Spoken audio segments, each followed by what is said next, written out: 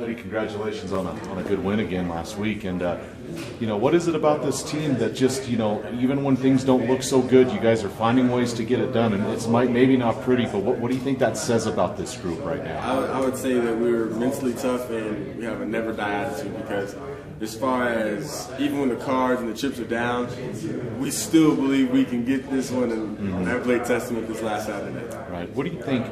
Look, it's all about getting wins. I know the defensive line has 1 sack so far. There hasn't been a ton of sacks right now, and I know it's not about just quarterback sacks, but are you pleased with what the defensive line's doing right now, or is there areas you'd like to see get better? I would definitely say, it's definitely no secret that as a defensive line, that's like a cornerback wanting to get interceptions. As a defensive line, we want to get sacks, and we're definitely trying to be aggressive towards that. But at the same time, it's all about the team. So if we don't have any sacks, we get to still win 3 games. I would take that any day to have 12 sacks and be sitting 0-4. So sure. Just on the whole scale of things, it's definitely a task that we like to execute. But at the same time, we know on the whole scale of things, we need to get them overall. What do you think about this week? You've gone, you played at Oregon 2-2, you played at the Texas, Nebraska. You know what these venues are like, and now it's kind of going into Big Ten country. Is it any different as if you were preparing for Oregon, or even if it was Florida Atlantic or anyone you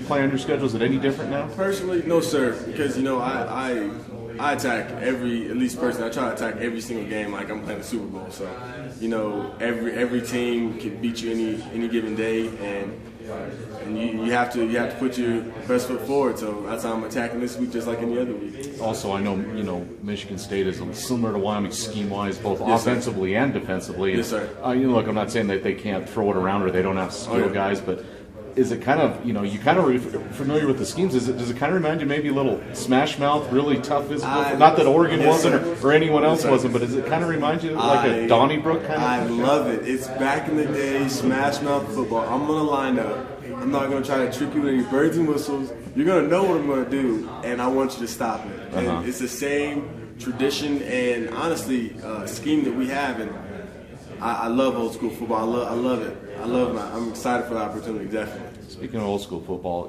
Pat Mertens has probably been here in this program maybe the longest of any player. Oh, yeah, Grandpa Pat. Grandpa Pat, is that the nickname? Oh, yeah. I know Coach Bowl and a lot of the coaches have really had high praise for the way he's played and just what he's shown. And I know when you're out there, Eddie, you're worried about what you need to do. Yes, sir. But how vital has Pat been to this defense, especially in this new scheme in the 4-3? I know Coach Bowl has said that defensive tackles play such an important role, not that you don't or anyone else. Yes, sir. How valuable has Pat Mertens been to this team so far this season? I mean, critical, because, even when things are going like array or something, for me personally, I look inside and I see Pat Mertens in there. I'm like, okay, I can calm myself down. I know that he's going to get what he needs to get done for me to be successful. So even if it's not him making 3 TFLs, just his presence being there, it calms the rest of the defense down and lets us know that, okay, we're going to be all right.